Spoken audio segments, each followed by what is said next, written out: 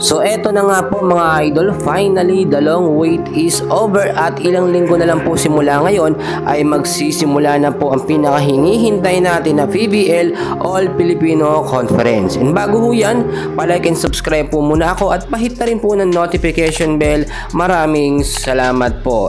To be exact, ito po ay posible magsimula by month of October at kapag ka na-move hanggang November at magtatapos po ng Marso ng 2025, no? Itong PBL All Filipino Conference. Medyo mahaba ito kaibigan. So sulit na sulit po ang ating panonood.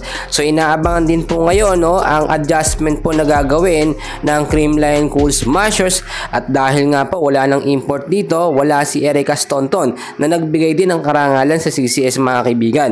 Bukod pa po dyan, ang gandang balita, makakapaglaro na po ang ating mga idol.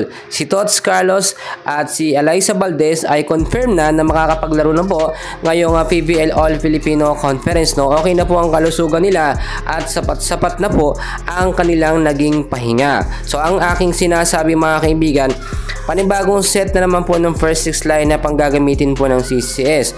Do malakas po yung nakaraang first 6 lineup ng last conference, pero nandoon naman itong si Erica Staunton. Kapag wala tayong Erica Staunton, hindi po magiging effective yung sistema na yun mga kaibigan, no. Kaya naman kung titignan po ninyo, kinakailangan ng bagong player o mas matangkad na player ang Creamline na ipampapalit po kay Erica Staunton. So hindi na kailangan kumuha pa or makipag-trade ng ibang player sa ibang teams, no. Nandiyan na, kompleto na sa CCS mga kaibigan ang Creamline Cool Smashers po, no.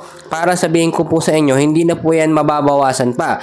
Pwede yung madagdagan ng player pero never and never mababawasan. Yung issue patungkol kay Bernadette Fons na lilipat sa ibang team, hindi po yun totoo mga kaibigan. Sa Creamline naging MVP itong si Fons, no, at nakilala ng husto, kaya hindi po yan basta-basta alis sa CCS. So ang sinasabi ko, another adjustment po mga kaibigan. Especially ganun pa rin ang magiging setup.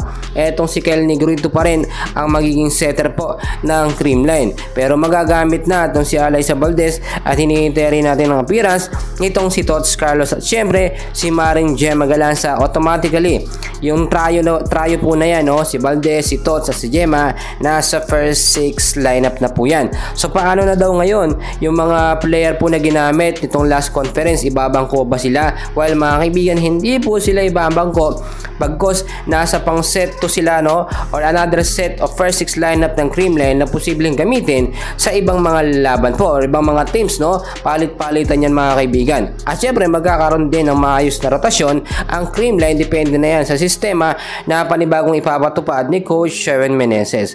So yan lamang pong update natin sa Creamline. So dyan lang kayo, and please huwag kalimutan i-like at subscribe ang ating YouTube channel. Maraming salamat po.